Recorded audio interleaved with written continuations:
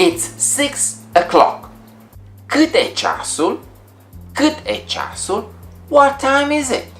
Hi, this is Mihnea. Welcome to Romanian Hub, the ultimate Romanian language learning portal. Welcome to another episode in the Telling the Time in Romanian series. This episode will be focused on all possible ways of telling the time of the day. Hai să începem. Let's start. Este ora 6. Este ora 6.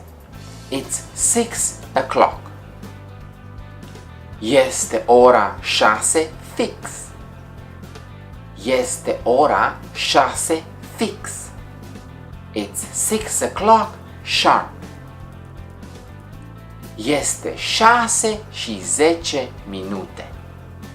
Este 6 și 10 minute. It's 10 minutes past 6.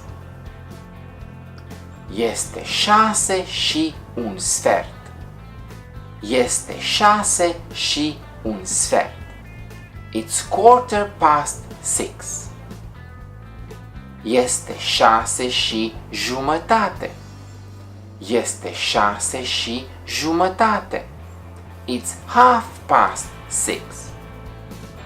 Este 6 fără un sfert. Este 6 fără un sfert. It's quarter to 6. Este 6 fără 10. Este 6 fără 10. It's 10 to 6.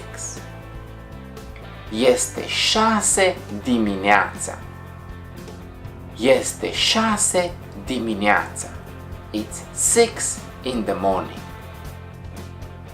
Este 6 seara. Este 6 seara. It's 6 in the evening. And that's the end of this episode of Telling the Time in Romanian. Cât e ceasul? What time is it?